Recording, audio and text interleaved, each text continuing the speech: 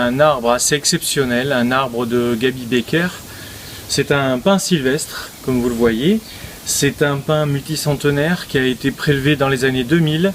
Il est monté progressivement en densification. Il a été formé une première fois en 2007 et par la suite il a été présenté dans différents concours. Il a participé en 2011 à Saulieu et a reçu le 2e prix du concours. Cet arbre, Gaby, il tient beaucoup. C'est un arbre qui fait partie de sa collection depuis des années. C'est aussi un arbre assez exceptionnel dans sa collection. C'est une pièce maîtresse. Bon, il est multicentenaire, mais ce qui est important, c'est aujourd'hui de voir cette densification très forte. Et cet arbre, aujourd'hui, va avoir besoin justement d'avoir une remise en forme, on va dire un restyling, parce qu'il est devenu trop dense. On voit que en fait on n'a plus qu'une grosse boule verte et on ne voit plus tous les espaces intermédiaires qu'on pourrait discerner. Il faut savoir bien sûr qu'un bonsaï continue d'évoluer, continue de se densifier. Si vous ne faites pas le nécessaire pour maintenir une densification légère, il va y avoir un moment où l'arbre aura besoin d'être complètement remanié. C'est le cas pour celui-ci. C'est un arbre qui a beaucoup poussé. Il est en très grande forme, il est très piquant, donc on voit que les bourgeons sont formés un peu partout pour l'année prochaine, et les plateaux qui sont bas se sont joints, ce qui fait qu'on a l'impression d'une sorte de casque, d'une sorte de forme en boule, alors que cet arbre est très intéressant au niveau de sa ramification à l'intérieur, de la formation de ses branches et de son écorce. Il a une écorce exceptionnelle. C'est justement l'intérêt de ces Yamadori, c'est d'avoir une écorce qui a traversé le temps et qui est craquelée, qui est argentée.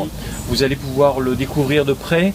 On va essayer d'aller doucement pour que vous puissiez profiter de toute la forme et la structure de cet arbre. On va se rapprocher du nébari pour découvrir vraiment cette forme très intéressante de cette base. Alors, vous pouvez voir à droite la formation des racines. Cette branche souligne tout à fait les racines sur la droite. Puis vous découvrez un premier jean qui est presque naturel, un deuxième sur la droite également, et après en remontant un petit peu, un troisième beaucoup plus fin. Et par la suite, bien sûr, vous découvrez le mouvement de cette énorme branche qui en fait revient sur elle-même pour former l'ensemble de l'arbre. Alors là, il y a eu plusieurs travaux qui ont été effectués, notamment un très gros pliage sur cette branche sur le côté gauche. On voit encore la forme de cette branche. Et puis après, un habillage de l'ensemble de cet arbre. Alors ce qui est extraordinaire, c'est de voir surtout l'écorce, la qualité de l'écorce sur la branche et les angles qu'a pris cette branche justement pour tourner sur elle-même et revenir sur elle-même comme un serpent écaillé. Voilà, vous pouvez admirer cette forme extraordinaire. Vous pouvez voir ici un jean qui donne en fait cette impression de mouvement, donc une direction, vous voyez, transversale et qui suit le mouvement du nébari. Alors ce jean est très important dans la construction de cet arbre. Il a toujours été présenté avec une plante d'accompagnement de ce côté de l'arbre, alors qu'en fait dans la présentation conventionnelle, nous devrions mettre une plante ici d'accompagnement afin de suivre la première branche basse de cet arbre. Le propriétaire, donc Gaby, souhaite que l'arbre soit lu différemment, c'est-à-dire qu'il soit lu dans le sens du jean, dans le sens de la progression transversale, mais plutôt vers le haut plutôt que vers le bas. Parce qu'il considère que le sens de lecture est différent. La masse du nébari, le diamètre du nébari est tellement important que cela crée avec ce jean une lecture vers le haut. Et donc pour trianguler, si vous voulez, cette lecture, rabattre l'œil, il préfère toujours mettre plante d'accompagnement sur le côté gauche. Alors c'est un choix délibéré, c'est aussi une façon de présenter cet arbre d'une autre façon, mais c'est un choix qui se défend. On voit la dynamique que provoque ce jean et la lecture faite par l'œil, ou dans un sens ou dans un autre. Alors ce mouvement est accentué également par cette poterie.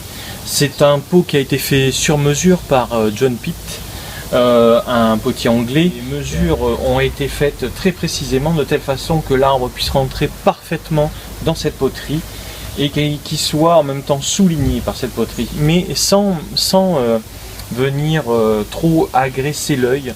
La couleur de cette poterie est également très importante. Elle rappelle le ton de certains dégradés de l'écorce. Nous sommes sur une couleur très foncée, de telle manière que la poterie soit vraiment mise en arrière et ne puisse pas interférer dans la lecture de cet arbre. Donc on peut voir également le côté arrière de cet arbre. Ici vous pouvez découvrir aussi son écorce plus facilement. C'est un arbre qui a eu un gros jean parce qu'il y avait une énorme branche arrière ici. Donc ça a été transformé succinctement avec un jean arrière, et il y en a un autre ici qui se voit un petit peu moins. Et puis après vous avez donc toute cette masse végétale qui recouvre aussi la partie arrière de l'arbre. Alors ces jeans ont été faits par justement Gaby. Il ne se voit pas quand on voit l'arbre face avant, donc on les a cachés et on les a traités de façon très simple. Alors que celui-ci a été travaillé beaucoup plus en détail. Il a été plusieurs fois brossé, et en plus il a été traité avec du liquide à jean plusieurs fois également. Vous pouvez constater qu'il y a un plateau bas qui vient souligner également le mouvement arrière, et un autre plateau ici qui vient souligner le jean.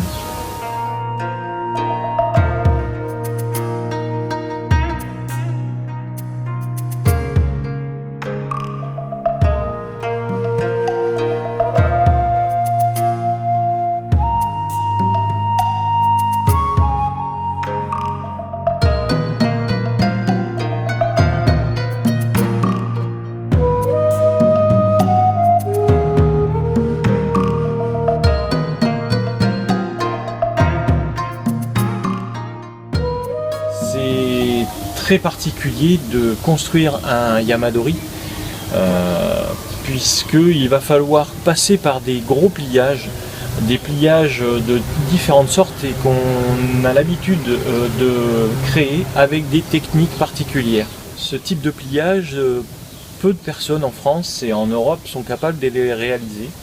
Et donc il est très très important de connaître ce type de technique pour arriver à plier votre arbre et à le compacter. Alors effectivement, on pourrait aussi dire que cet arbre est très compacté, qu'il l'est peut-être trop. C'est souvent une critique pour ce genre d'arbre. Alors chacun est libre de penser un peu ce qu'il veut au niveau esthétique, mais on peut quand même voir la qualité de cet arbre, la densification et puis le côté ancien de l'écorce. C'est un arbre qui est mature, c'est un bonsaï mature, maintenant laissé un petit peu en culture, mais qui a de qualité exceptionnelle et qui va certainement continuer sa progression. La dernière exposition dans laquelle il est apparu, c'est à Maulévrier, dans le Salon national de Maulévrier, en 2014, en septembre. Cet arbre va maintenant disparaître un petit peu des planches, puisqu'il a fait vraiment le tour de l'Europe. Et il va être restructuré, il va être restylé. Voilà, nous avons fait le tour de cet arbre. Vous avez pu voir que c'était un arbre quand même assez exceptionnel. Nous avons fait une petite analyse de l'intérieur, de la structure, une analyse complète du mouvement, et également on a un petit peu discuté sur la poterie. Je vous ai présenté cet arbre d'une façon différente de ce que l'on peut trouver en exposition. En effet, on a pu faire le tour à la fois sur les côtés, voire également derrière.